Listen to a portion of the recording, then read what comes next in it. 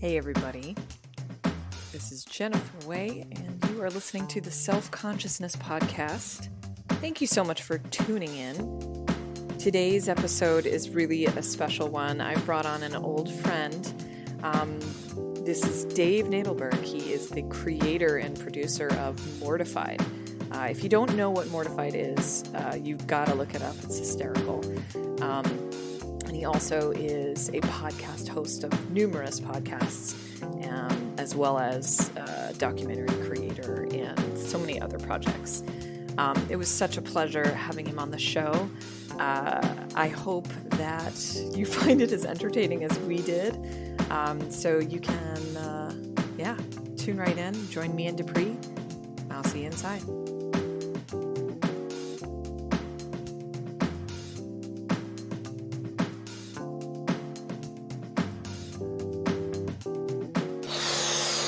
Hey, everybody. Welcome to the Self-Consciousness Podcast. Today, we have a very special guest. His name is Dave Nadelberg, and he is the creator of Mortified. Woo! We also have Dupree here with us today. Hey guys. So, Dave. Hi. Dave Nadelberg. Hi. Hi. So, please introduce yourself and give us a little bit of a background. Sure.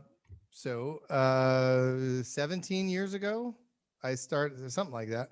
I started a project, assuming this is what you want to hear about. I started a project called Mortified, which is a project where adults get on stages all around the world. This is back when stages were a thing people were allowed to get on, because we were recording this still during the pandemic. Yeah. But people got on stage and they shared their most embarrassing childhood writings with total strangers. So basically, people read their diaries from when they were 14, song lyrics that they wrote when they were 15, and they thought they were geniuses. They thought they were the next great Grammy winner. Stories they wrote when they were 10, that kind of thing. That's what we do at Mortified. And we have a podcast and we have a whole bunch of other things that we do. But now I do other things beyond Mortified, but that's the main thing. Anybody, if they know me, that's what they know me for. But I also make a show for kids, and we have a game called I Can't Believe I Did That. Yes. Oh, it's so awesome. Well, here's a fun fact. Dupree and I, our first friend date was to go see Mortified in Brooklyn. Yes. Oh, And it was Littlefield? awesome. Yes, at Littlefield. That's a great friend date. It was awesome. Yeah, it was awesome. It was a great show. I had never attended anything like it before, and I've just been fascinated ever since. So it's awesome what you're doing. I'm so flattered to be here, and I'm so flattered that you guys went. And we're very sad that venue in New York, Littlefield, has had a rough year in the pandemic. But it's a really magical place, and they have a lot of great comedy and storytelling at that space. Yeah. It was really cool. I had never been there before. But yeah, I mean, all that stuff is closing down. So you've also done there's a documentary as well, isn't there? Yes. So I have, sorry, I'm just trying to reposition this.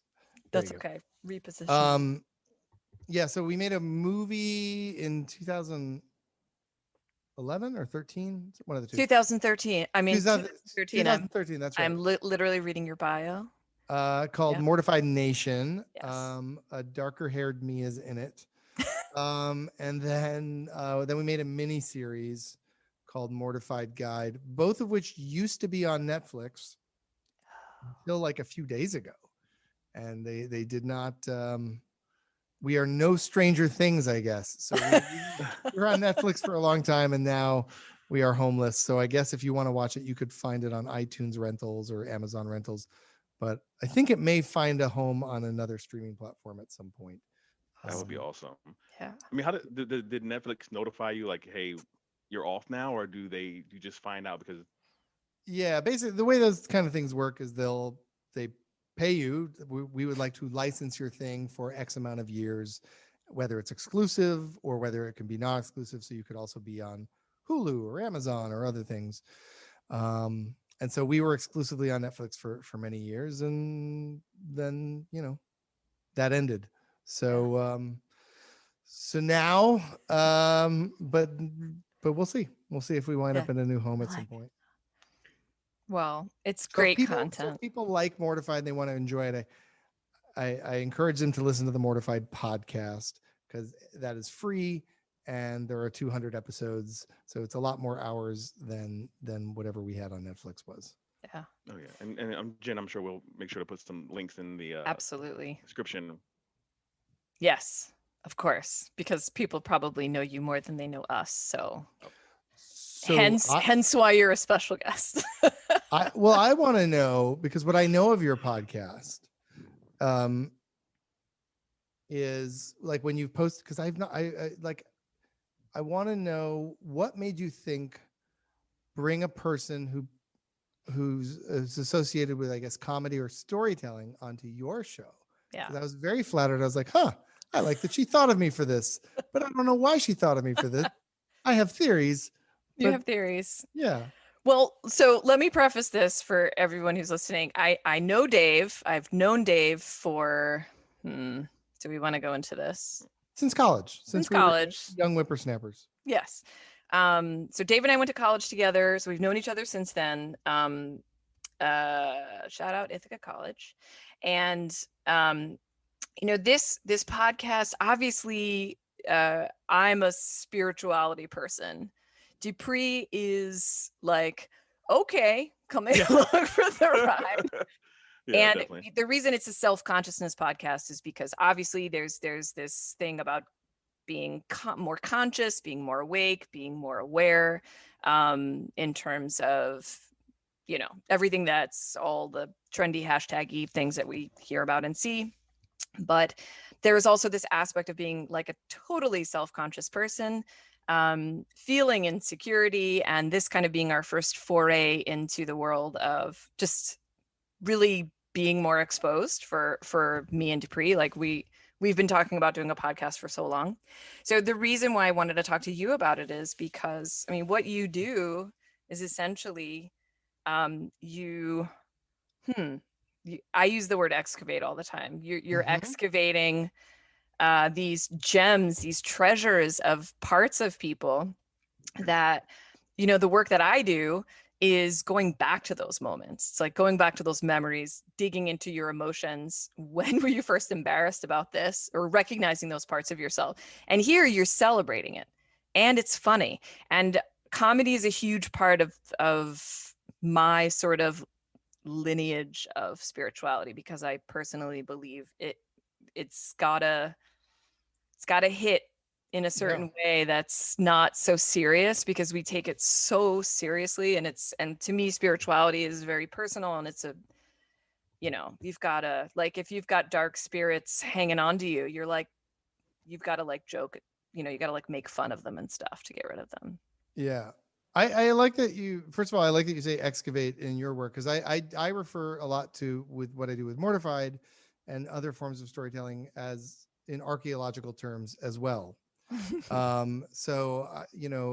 Just as archaeologists dust off a vase from ancient Greece or ancient wherever, and they dust it off and they look at the object and they go, oh, there are stories in here. Here's how people lived. Here's how they worshiped. Based on what's drawn on here, I can tell that they must have sang songs about whatever. And so it's amazing that you can get stories from objects that are seemingly unimportant. And that's what I do with diaries. And that's what I do with poems and song lyrics that you wrote when you were 14. Yeah. And I try to do that with other objects, and just sort of, I like the idea that these seemingly insignificant things in our life have a lot more meaning. Yeah, absolutely. I'm going to turn on a light. Sorry. Yeah, no, that's okay. There is another thing. There is another thing that you did mention briefly to me about, and I, if it's okay with you, I'd love to play a clip once I can edit it. Your the new episode where you have meditations. Oh yeah. This is perfect. This is amazing. Can you describe it, please? So we recently did an episode of the Mortified podcast called Mortified Meditations. I think it was like episode 204, 205, somewhere around there. But it's yeah, the idea was calmly reading. It's meditation in a very loose sense, but it's me calmly reading people's diaries from across decades and generations, such as Dear Diary, January 1st, 1996. I really like Brian. He is so cute. And it goes on. And so I'm just like reading aloud. And so it's, if you remember Saturday Night Live's Deep Thoughts, it's kind of like that, but with diaries. Oh God. So it's just like me reading aloud, just isolated entries that I don't tell you who the people are. I don't give you any context. And then we put like, beautiful, like spiritual, holistic music in the background. Birds chirping. Yeah. And it actually was really comforting. And the reason we did it was because it was the Capitol insurrection was happening the week that we were making an episode. We were like, I do not want to work on anything. I don't. And we said, well, what could we do? Something healing, something calming. And so we released that episode. We made that episode pretty much the day of the insurrection, like the world's falling apart. And and so I'm like recording, like, just stay calm, everything's okay. So, I wore my Bon Jovi t-shirt. That's right. It was really fun getting to make that. So we might do more of those. Although we got an angry letter recently from somebody who said, it's not really meditation. And it's like, okay, like, first of all, you're wrong. Meditation is a broad term. Yes. But I find this taps into a thing that you mentioned, something about comedy. And I have a big thing with I am tangentially in the holistic community, in like as a participant, and I occasionally do breath work and as a facilitator. And I have found that the holistic community in general takes itself way too seriously. Totally. That humor is a huge part of who we are as humans, and the holistic community is not holistic because they too often just sound like cartoons of what I think a yoga person is supposed to sound like. And it really upsets me because that is not holistic. I 1000% agree with that. Yeah. It's they give us a bad name. It's just. And I sometimes I'll go to like a meditation class or something and be like, my name is Sky and I'm not like other meditation teachers. I'm more like rock and roll. And then, but they won't be like funny, or they're still using this voice that feels contrived to me. It feels like imitation. Yeah. And I just want you, like, you can talk in a calming voice. That makes sense. You should, but anyway. I mean, it's inauthentic at the base. It's fundamentally inauthentic and performative. And not to say that comedy is not performative, but the thing about comedy is most people who engage in comedy are deeply wounded. So it's like there's this grasp of reality and this understanding of the both sides of reality, because not only do you have the power to kind of I don't want to say master the dark side or be very in touch with your shadow and all the shit that comes along with it, but you also have the experience of kind of, wow, that's a spotlight. You also have this experience of kind of integrating it with this lightness, where you sort of pluck out the places where you can bump up a vibration. For me, there's almost how I kind of imagine it, between like a lower vibration and a higher vibration. You've got that fine line between like light and dark, I guess we can say. And for me, comedy is right on that line because it balances both in a way, because you're basically taking the dark and you're transmuting is another big word that people use. Ooh, I like that word. Yeah. I don't know that word. You educate me. You alchemize, you transmute. Okay. So transmuting is, they use the word transmutation. I should fucking look it up because I'm bad at words. I say a lot of them, but I'm a very poor vocabulary. Transmuting is kind of like you're taking a darkness or a dark experience, you're almost digesting it in a way. And then what comes out, and you're converting it into something to bring to the light. So you're oh, fuck it. Let me just look it up. Because So are you saying like so the pain, you're transmuting that and with comedy to be something that brings joy to people? That would yes, okay. absolutely. Thank you, Dupree. It's like so transmute literally means change in form, nature, or substance. Alchemical transmutation. They use those words a lot in the spiritual fields because that's what the ascended masters did. That was an ability that they had, and that's an ability that like all humans have. We've just stuffed it down and forgotten about it. So in my perspective, humor is the quickest way to go from shadow to light. So I feel like it's the quickest way to kind of get a jolt of your vibration, especially if you're in like a deep, dark place. And if you find yourself able to laugh, you're releasing energy in a way that it's sort of like a quick like shove into the light, and then it's up to you to kind of stay there. But comedy has the power to really like lift you in that way. And laughter is medicine for a reason. So it really is energy release, and it's I find it is just like if we got invited to do the Wanderlust Festival a couple years ago. Do you know what Wanderlust festivals are? No idea. It's like yoga. Sounds horrible. And sounds like there's a healers. lot of bohemian hats. Yeah. There's music. It's music and food and spiritual stuff. And they had never really done anything comedic. And Mortified's not exactly a comedy show. It's more of a storytelling show that's funny, but it's also poignant and all these other things. But it just shocked me. I was like, I went around to the different tents and I was like, no one here is using comedy.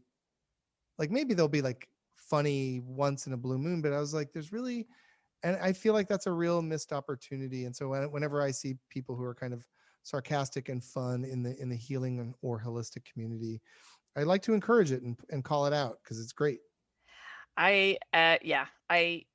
There is, do you know who Jessa Reed is? No. Jessa Reed is a comic that now deals only in like metaphysical stuff. So she's got a podcast that does that. And like Duncan Trussell, do you know who that is? No. I'm not really in the stand-up world, but that's okay. I mean, like they're comedians that are also going into this sort of podcasting realm of kind of deeper spiritual concepts. It's pretty interesting. So it's just about self-development.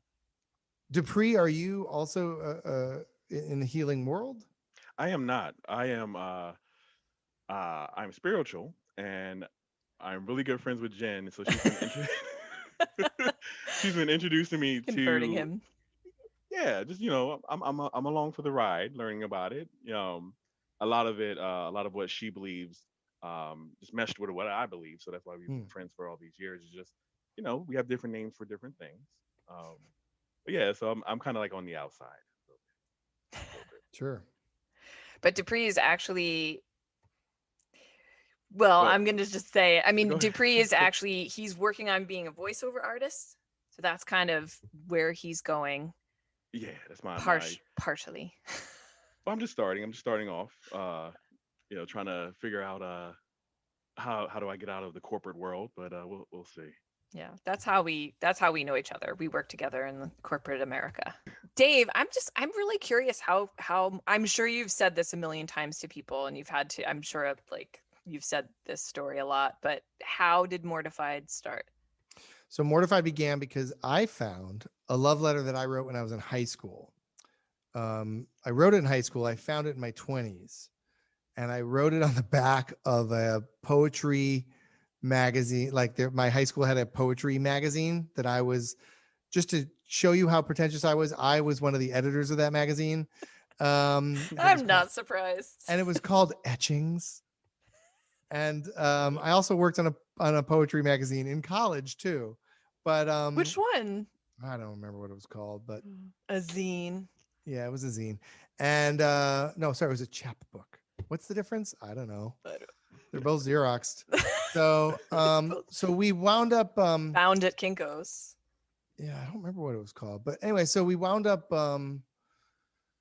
doing so I wrote this love letter to a girl, and I never gave it to her. I chickened out. I wrote draft upon draft upon draft upon draft, and never gave it to this girl because I was just overthinking, which is a theme in my life. And then years later, I found it as an adult, and I was living in Los Angeles, where I still live, where I was trying to be a screenwriter at the time, and I was sort of in a career lull, and I found this letter and I started reading it, and I shared it with my roommate at the time, and they laughed, and I shared it with another person, and they laughed, and I was like, it would be fun to just get on stage one night and just rent a theater.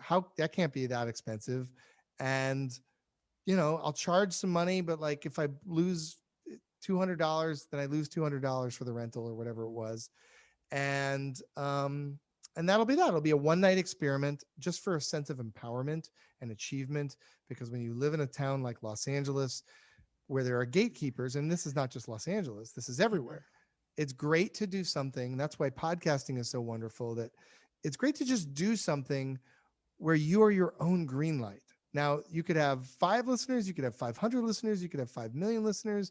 It doesn't totally matter in terms of like, it just feels good to do something that can get discovered. And that is, I don't know, bigger than yourself. So I did that as a one-night experiment, and I never stopped. Yeah, it's a phenomenal show. I really urge people to listen to the podcast, because I imagine that's going to hit the spot just as much as the live show. It's funny, and then it's sweet. So we kind of that's our chocolate and peanut butter combo. The best combo. Yeah, I gotta say, like after leaving that show, I really regretted never having a diary or anything, never writing anything down, other than a list of my favorite comedians. That was my thing when I was growing up. Wait, tell me who those were. Like now you have funny to say it. Yeah, so it was back when I got my first word processor. So like, somewhere in the early 90s. A word processor, right? It's a big, huge thing. And I was like, oh, I'm just going to start making by the way, lists. that is such a specific moment in time that it was post typewriter. It was not a computer, but it wasn't, there were no iPads yet. It was just somewhere in between. And all it did was, and it had like, it was like, it was so futuristic. It was like a somewhat smarter calculator for words. Right. And I loved it. Every day I would make my list. So like, and it was always female comedians too. So I love like Margaret Cho, Ellen DeGeneres, a few people from SNL, like Ellen Cleghorn. And I just, every week, if I saw something funny they did, they would move up on the list, or they would move down on the list. I love that. And that's what I did. I wonder what would make someone move down on the list. Yeah. Just someone bumping them out of place, probably. Maybe. I mean, like Paula Poundstone was on there. She's done nothing wrong. No, she's done nothing wrong.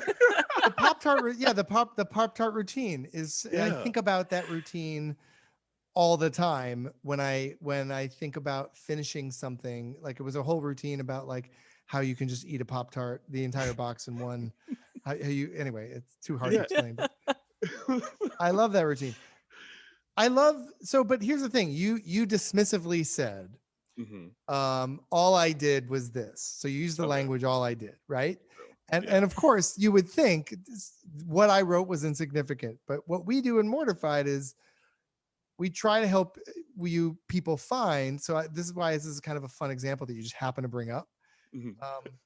What's fun is like, that actually reveals a lot about you. It reveals that you cared about comedy for whatever reason. Also, you are enough of a nerd, like you're enough of this anal retentive person that you wanted order and structure, and you needed like rankings. So like, were you an organized person? Were you making lists of other things? Were you into competition?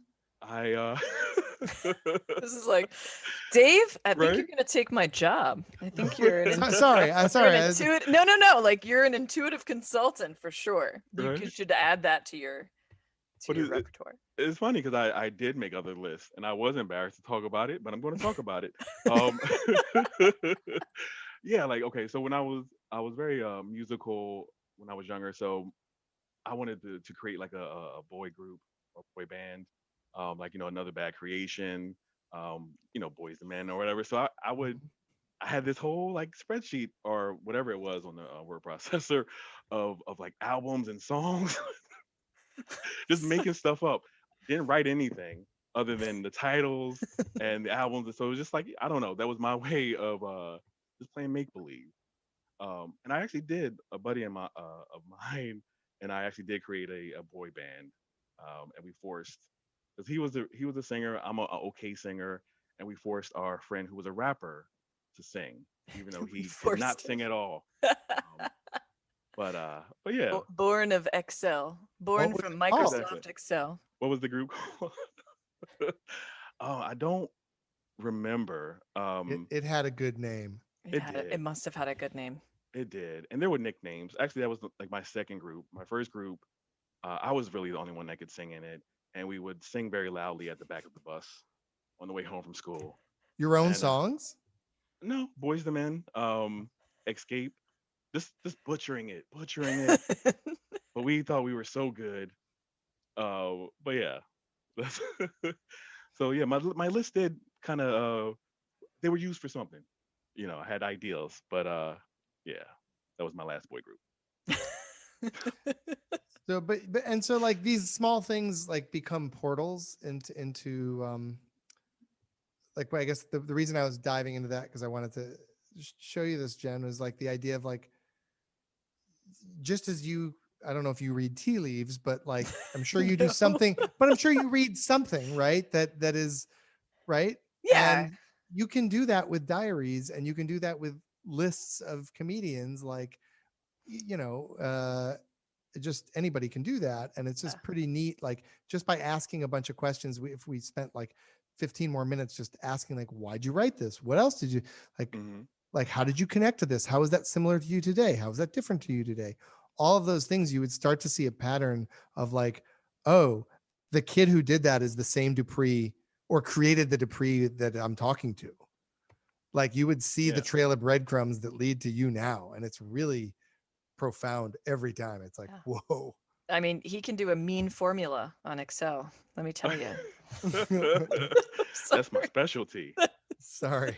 I mean, obviously this was the work that we were doing. Like, so it's like, it helped somehow. Right. Yeah. I mean, I think it's funny also kind of like on the same level, like the kinds of games you would play as a kid. Like, I know that I played Office. Like, I actually took papers and was like, gonna shuffle these, gonna put them in a pile. And then I grew up to do that in some way, shape, or form. That's amazing. And then while you were in the office, you were imagining about doing probably what you're doing now, which is probably, yeah. Well, in my last office, I was already doing this, not the podcast, but the intuitive consulting. And I was very dead set on making sure I had a very feng shuied office. And people would come in and be like, can I talk to you? Can I get a session? Don't tell anybody that I'm into this stuff. Like, everyone's in the spiritual closet. So they're like, people are going to think I'm crazy. But my girlfriend's actually in an intuitive healing class right now. Really? Yeah. She's a scientist. No, a data scientist who has this whole other life doing, she just loves that world. And yeah. So that is something that's actually a lot of people in the spiritual community say science and spirit and spirituality are starting to integrate. And basically all fields are going to start to integrate because there's so many, when you said like, do I read tea leaves? I read energy. So energy, right. But you read it with your body. So you read it with your different sensibilities, and everybody has a psychic sense. Everybody has some kind of mode of perception that they're using that is an extension of their physical senses. And we don't think about it. We don't because it sounds crazy, and also religions and stuff. What would they like? Where would they be if everyone else could like talk to God? Like if they could talk to God by themselves. And that's another reason why we get this crazy stigma attached to it. But it is to really kind of steer people clear from becoming their own like sovereign human beings who actually sense energy and actually can heal themselves and can actually communicate telepathically. I mean, this is what we're really born to do. So it's amazing. I love that she's a data scientist, first of all. Yeah. Love it. And I love that she's moving into that, or at least open to it enough to be educating herself on it. That's so cool. Yeah, she reads coffee grounds, actually. She does? Turkish coffee grounds. She's Turkish. So she's got that in her blood. Yeah, that's her. Yeah, so she's been taking some Zoom classes. Good job, Dave. Score. Yeah. I'm very lucky. Made a lot of bad decisions. Well, go ahead. Before that. Oh, well, you're learning. Yeah. You're learning. No, I wasn't going to say anything. I think that's really interesting with the coffee grounds. Yeah. Wow. If she was here, I would have her say hello. But yeah. Yeah. So I find I agree. I think a lot of these. I do think the way the world is moving is that we are trying to integrate more things, especially like in the medical world, where there's, not looking at things as isolated problems, but that everything has a cause and effect. The problem is that it's just a headache to keep track of. It's like really hard to diagnose things, and we want simple answers and all of that. But everything is interconnected, and that's a cliche, but it's true. That's totally true. When my mom was first in the hospital, I was giving her Reiki, and like all the nurses would come into the room because they wanted to watch. And it was like I'm like, this isn't a performance, everybody. Like, this is really like I'm literally just like putting my hands on different spots. But they were all like, wow, that's fascinating. It was so cool. I was like, yeah, you guys could learn how to do this. But I know that like certain hospitals and stuff are integrating, or people are learning Reiki, or they're learning like essential oils and stuff. I mean, I know that for me, I definitely grew up in a family that did not believe in anything like this. My dad comes from a different sort of background. I mean, he grew up in Morocco. His grandmother was like a medicine woman who would like, I don't know, they had all these kind of weird witchy things that they would do. But my mom's side of the family was just kind of like never accepting of this kind of thing. And it was just very crazy. So I was a skeptic for forever, until I kind of got into my late 30s, and I had like, somewhat of a midlife crisis, and just realized I wanted to be able to talk to them if they died. I wanted to be able to talk to my mom if she died.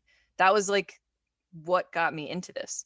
And then the more I kind of learned about it, I learned that I had these abilities the whole time, but I wasn't recognizing them because they were all internal, and they all showed up as my imagination, which really fucks you up because like, if you're not careful, you're going to kind of go crazy.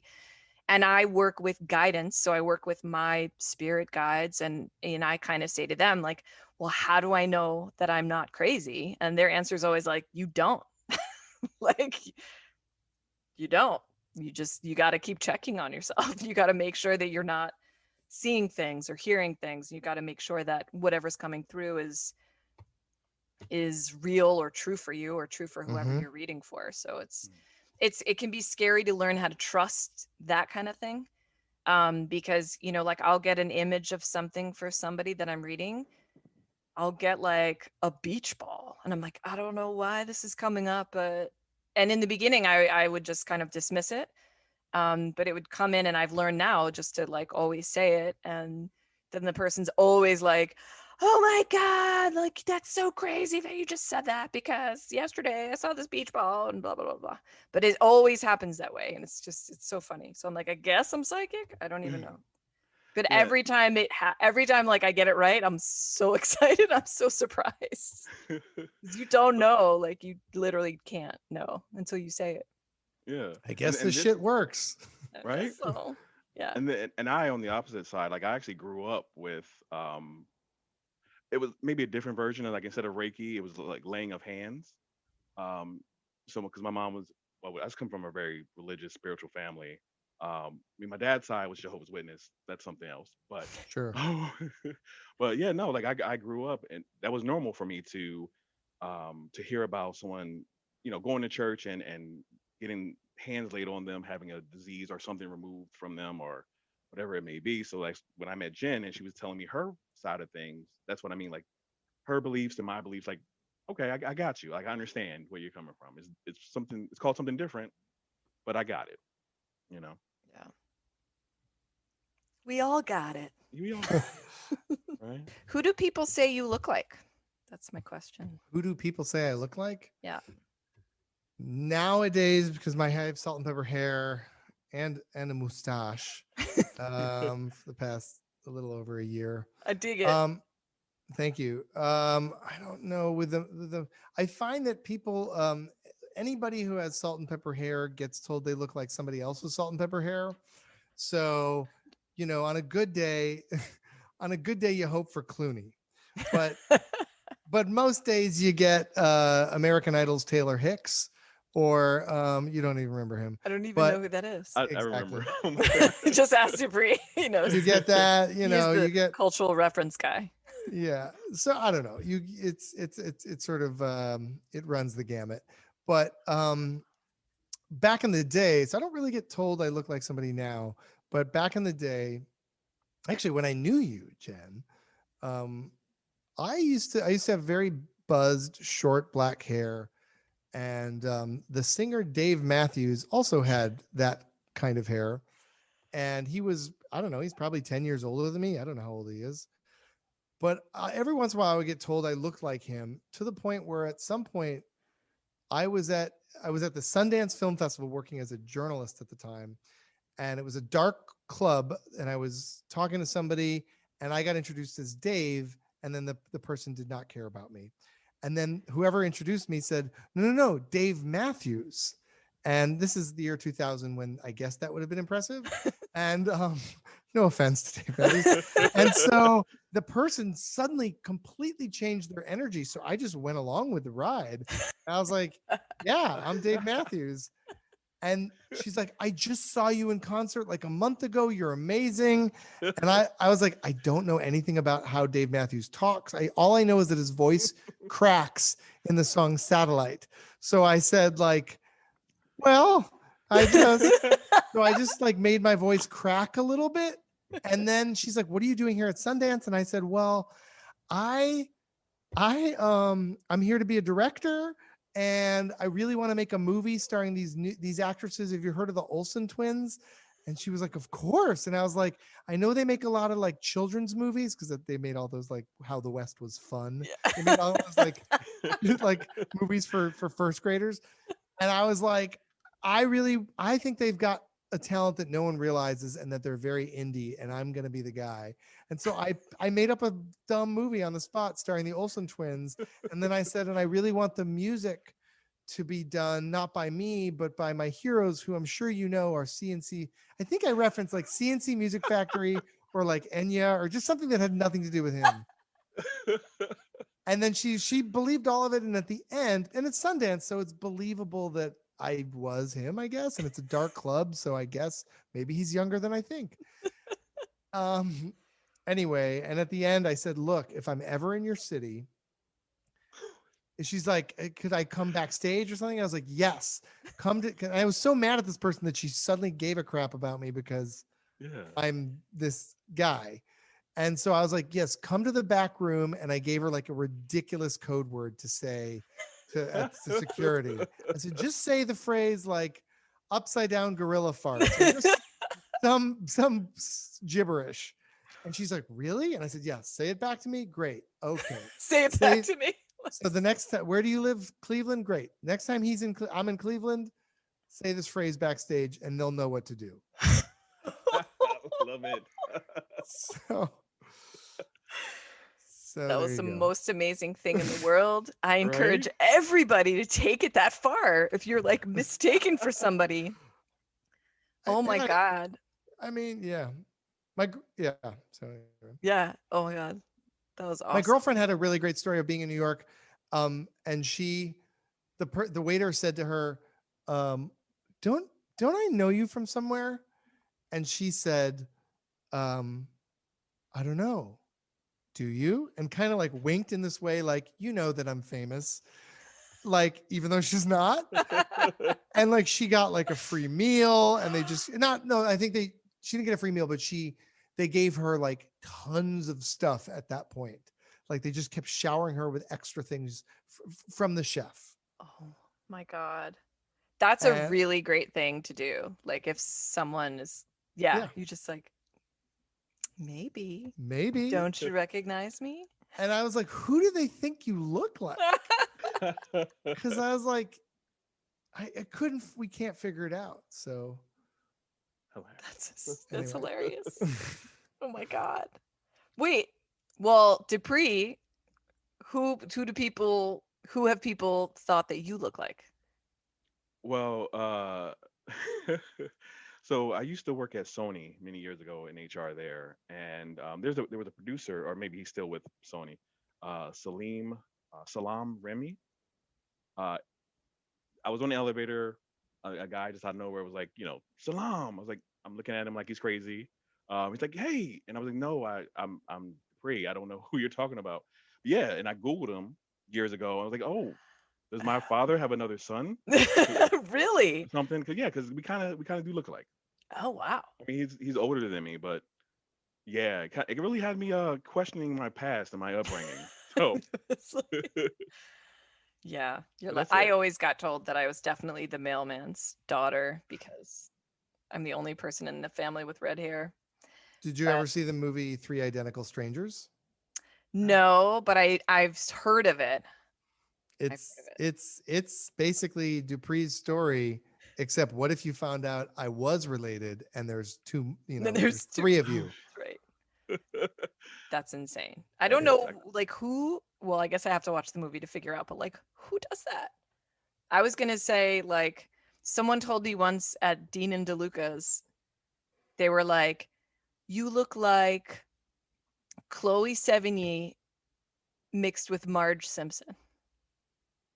Okay. Huh. I was like, okay. And then I kind of was like, well, I feel like when I was writing that question, I was kind of like, I feel like I'm Cameron from Ferris Bueller plus Kate Hudson plus Carrot Top rolled into one. I can see that. I don't get the Cameron part, but yes, you have some. I feel Obviously the Carrot Top, and then Kate Hudson. But there's lots of redheaded actresses you could have picked. Oh yeah, I mean, people have been like, "Oh, you're on Suddenly Susan." Yeah,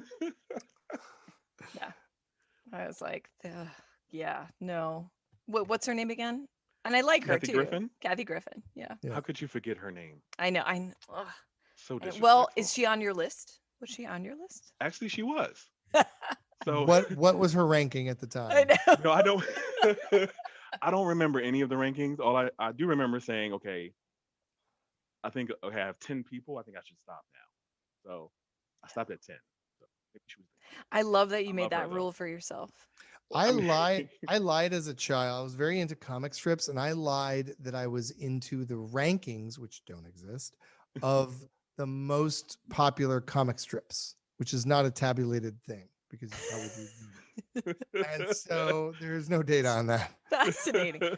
So I would be like, yeah, this week Calvin and Hobbes is number 1. It was like number 7 last week, so it's like really trending. And the far side is going down, and Hagar the Horrible is like keeping even at like 8. Love it. So like, do you in terms of the the spiritual stuff, like what are your hopes for where that culture and movement is going? I mean, right now it's heavily in the spotlight. Yeah. and for the wrong reasons. I think just like everything else, there's going to be a split. So there's going to be a shadowy side to it, and there's going to be a lighter side to it. The lighter side to it, hopefully, is just a little bit more authentic. The problem is you're squeezing spirituality into the system of capitalistic patriarchy and like white dominated capitalistic patriarchy. So it's going to be affected by that. So you've got a lot of like spiritual coaches, and I always say like I hate the word coach because like I'm not training you to win a marathon. I don't like, I'm not like, okay, like you're gonna meditate for 5 more minutes. Like I'm not like, that's not, I hate those, I hate that language around it. It's very sort of like sporty and like, let's, you know, this marketing business coachy sort of aspect of it. And not even, I'm not even talking about the conspiracy theorist stuff. Like that stuff, I'm just like, oh God. I mean, if people aren't discerning enough to figure that shit out, then they're on their own, they deserve it. But I'm just saying, like, when it comes to the promotion of this and everyone kind of entering the field, it's like, I don't know. As soon as I see emojis written in any description multiple times, it turns me off, if you know what I mean. It's like you're using this bro coach sports business language to describe something that's totally not that at all. But the other aspect to it is just that it is a natural progression of humankind to become a more holistic being, a more whole being, and that includes integrating a sense of intuition or communication or sensitivity to energy into your own well-being. If people are healing through that stuff, I'm all for it. Even if, I mean, everyone kind of has to start somewhere. So on one hand, I do like that it's more out there, but on the other hand, it's also easier for people to get tripped up by inauthentic people or parasitic gurus who literally are just like, make $1 million and only work like 3 days a week. It's like, if you're in the business of spirituality, you shouldn't be, because it's like, I'm not here to get rich. Like, I'm not here to come up with different revenue streams. I'm literally here to create stuff that I like to do and to talk, because that's what I like to do. And if I can help people kind of unlock places through using psychic ability where they've kind of been hiding from themselves, then that's what I want to do to help them heal. But I've also kind of this is kind of like the first time, and I actually left a message for you, Dupree, like Reese. I don't know if you listened to it, but I've actually decided like this week I'm going to start a shamanic path. And that's completely not where I thought I would be going, because it scared the shit out of me. Because that's about soul retrieval. That's like banging a drum, finding pieces of people's souls. It's also psychopomp. This is help ushering souls into the light and like that kind of stuff. And that's stuff that I've stayed away from because I'm kind of like, oh, love and light, let's make sure we got our feelings, like we know what we're feeling and all those things. But I realize I'm kind of getting to a point with my clients that I just like, I need to take it a little bit further, because it feels all too light, like where this world is, like where the spiritual industry is. I mean, I call it the Deepak Oprah effect. It's like people are on that path. So it's like, Oprah, Deepak Chopra, like that whole sort of like the spirituous like celebrities. And then there's your conspirituality people as well. But just like anything else, it's a spectrum. It's going to be a spectrum, just like any business, right? Sure. Or even like the medical field, you've got really shady ones, you've got really good ones. And it's just going to be up to people to really discern that for themselves, unfortunately. I do agree that that it is a natural evolution for things to become more holistic, though. Like it's one reason that, and for things to get more integrated. So like, I discovered like breath work, like changed my life 7 years ago, something like that. Yeah. And love it. And so I started facilitating it and kind of merging it with what I do with storytelling, helping people tell stories. I realized, well, there's a real power in helping people see their lives as narratives, and helping them release things, changing those narratives that they have about themselves, and using, sort of combining those two elements of my life has been really fun. The sort of the spiritual. Yeah. Well, I don't even know if breathwork is necessarily spiritual. It doesn't have to be, but the element of something meditative like that with something that seems creative, like storytelling, personal storytelling, and merging those two has been really exciting for me. If there's anybody out there that's not familiar with breath work, I'm not. This is actually my first time hearing about it. Can you talk more about that? Yeah, sorry about that. So yeah, breathwork is sort of a generic catch-all term, and it can mean lots of different things.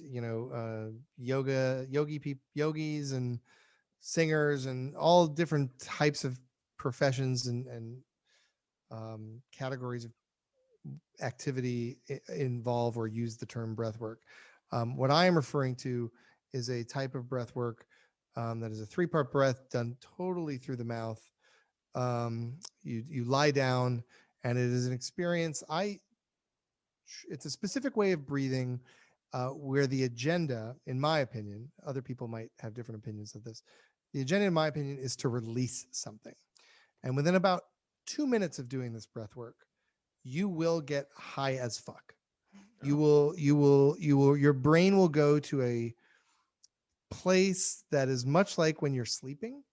It's like in that half dream state, and you might even pass out during it. It's one reason why you're lying down, because you can get dizzy.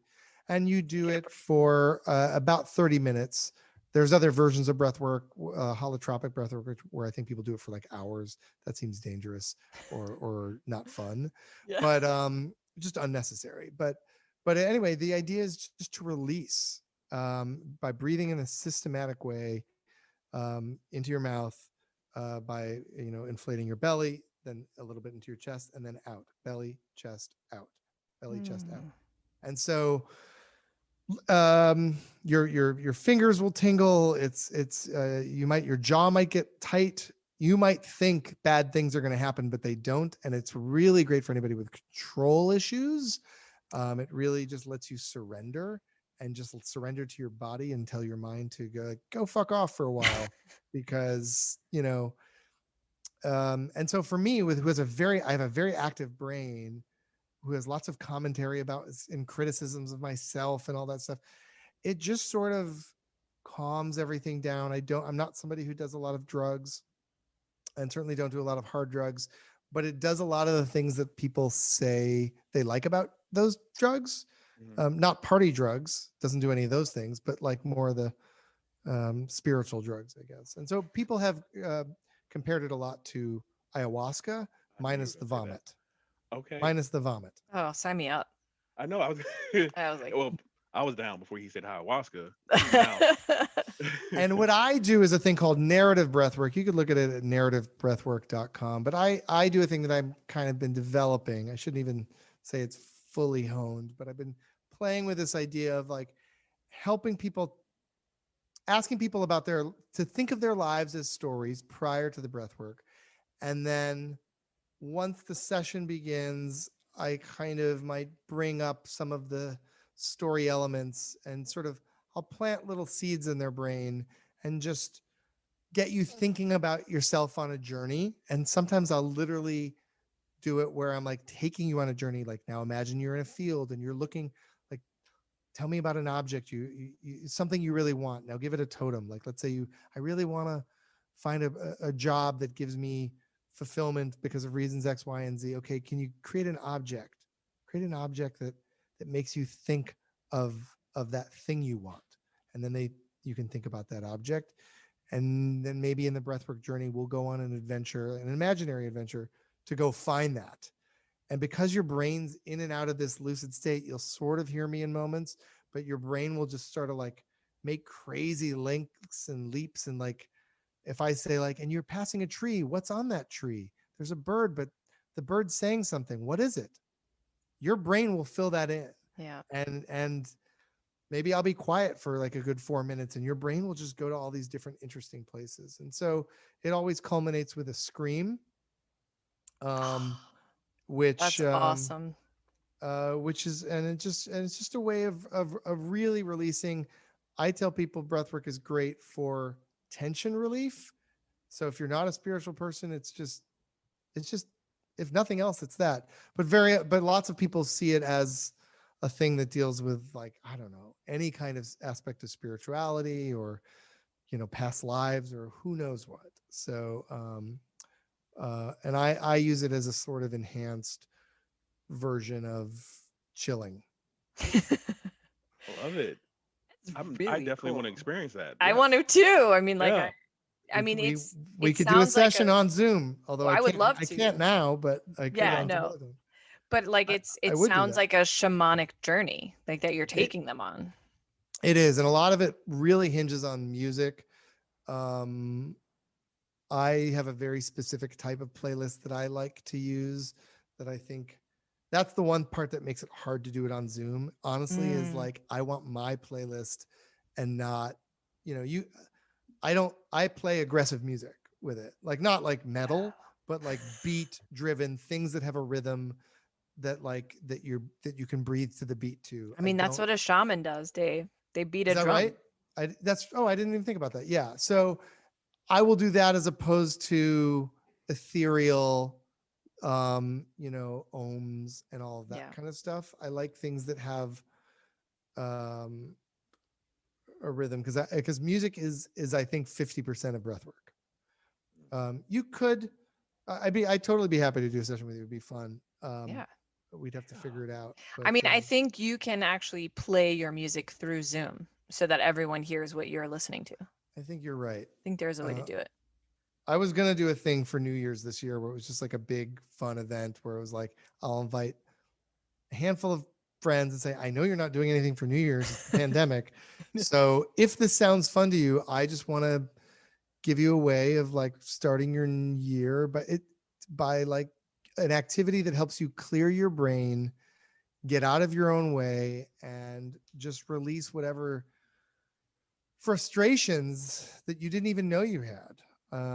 Very often, though, people will be visited. This is where the spiritual stuff comes in. Like memories come back, and you might hear a voice from your grandma or your dead mom, all that kind of stuff. Yeah. And whether that's an actual spirit or whether that's just your brain being clever, that's up to you to determine. That's not for me, but to determine. But it's a really powerful experience. Yeah. That is so freaking cool, Dave. I'm seriously, I mean, you mentioned it and I looked at the website, but like, it's really, this is. Oh, sorry. For some reason, I thought, I should have explained that before, in terms of what that world is. Yeah. Cause I have a hard time as a guy with, what's it called? Monkey mind, when your brain is just lizard brain or lizard brain. Oh, I know what you mean. It's frazzled. Yeah. Like your brain is just like an animal that just like fidgety, like you're a squirrel or something like that. One of the things that I'm starting to see for people when I work with them is how their brains work. It's like a weird picture that I get. And I think anyone can do this. And when I see your brain, so some people, it's like a spiral. So it's like something starts and then it blah, blah, blah, blah, blah. Yeah. Other people, it's like it branches like that. For you, I feel like it's almost like fireworks, but like, bing, this one goes off, and then like, bing, this one goes off. That's right. Yeah. I feel like my brain works like a web page where you're like deep click, you go down a rabbit hole and it just keeps clicking on something. Or like the pop-ups, back in the 90s. Yes. I'm on a porn site. Yeah. From the 90s. My brain is a porn site from the 90s. That's gonna be on our notes of this podcast. But what was the point that I wanted to make? Oh, I have a hard time with traditional meditation, like just sitting there and doing what I think is much harder work. It's something I struggle with. Everyone struggles with it, but I just really do. And so I've found breathwork to be a type of meditation that is easier for somebody like me because it's an active meditation. Yeah. There's a really interesting talk by Krishnamurti the Indian writer, where he talks about meditation and how the West has like completely been fooled by what meditation should be. And that, you know, we have all these rules about like, we have to be still, we have to kind of quiet our mind. But he said meditation has nothing to do with that. You know, we all have this, and again, that comes from the society that we're raised in, where we have to be like, oh, in order to do this and get here, I have to do this, this, this, and this. Did I do it? Am I enlightened? You know, and it just comes from that mentality. But that meditation can be walking in nature, because you can't clear your mind. It's just not really possible. It's not really the intention of meditation. It's your mind can empty itself when you focus on something in nature. So if you're walking and then you see a bird and you focus in on the bird and you observe the bird, then your mind is clear because you're in that sort of space. And I guess to me, meditation really is just getting into that flow, because everything is really kind of coming in from here. So when you're in that flow, it's like just casting a line into a river and then you jump in. I mean, when I go into a state of connection, I always get very nervous before, like, am I going to be able to read? Am I going to be able to tap into this person? And what I've noticed is that it's because it's not coming from that thought. It's coming from here. So I have to kind of relax into my heart. Yes. Thank you. Sorry, I'm an audio producer. Thank you. My audio. Can you be our audio producer? So like, yeah, but I also realize like I have to, I just have to go into that space and I literally just say to myself, just trust. You'll catch on to it. Your kite will catch the wind when it's there.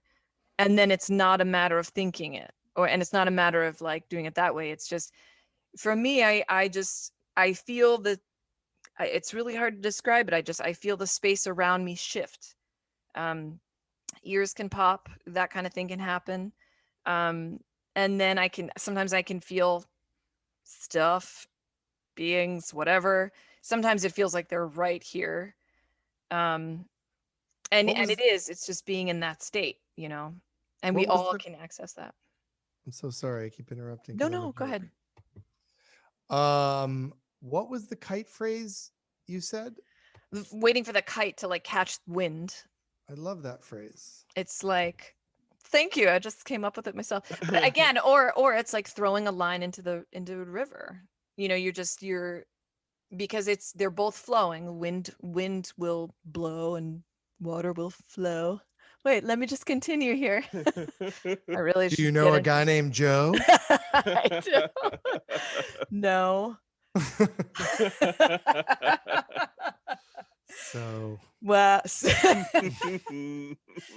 mom jokes all the way. That's my kids. This is the best. Oh my God. Well, we're well over an hour. All right. But I would love to have you back on the show, Dave, if you're open.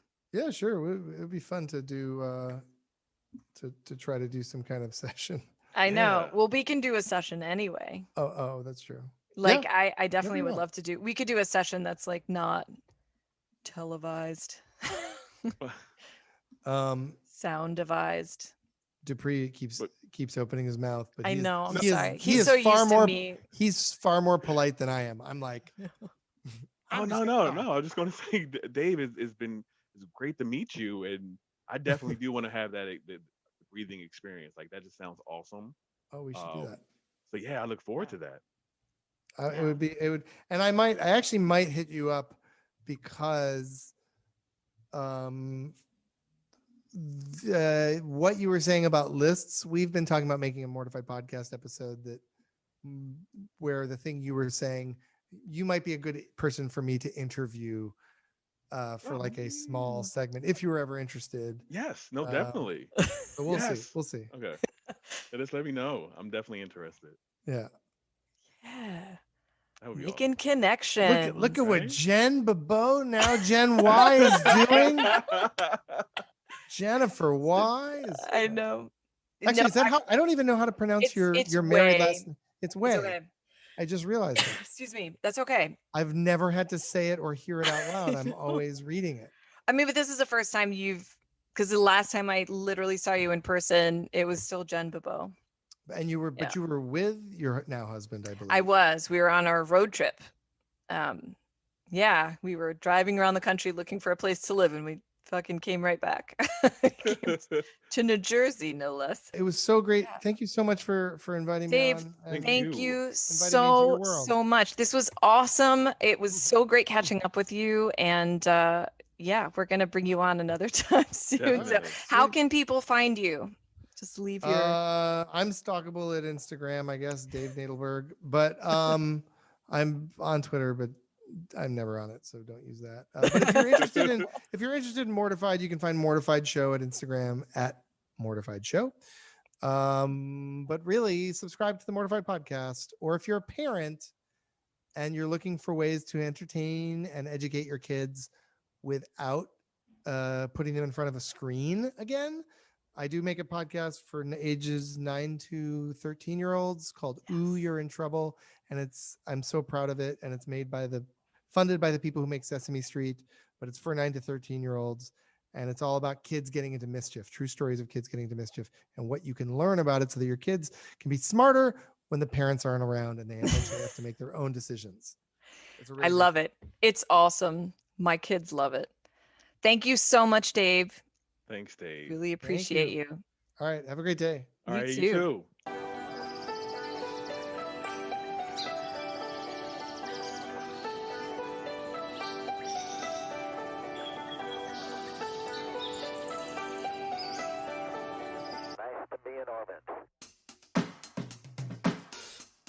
Hey guys, thank you so much for listening.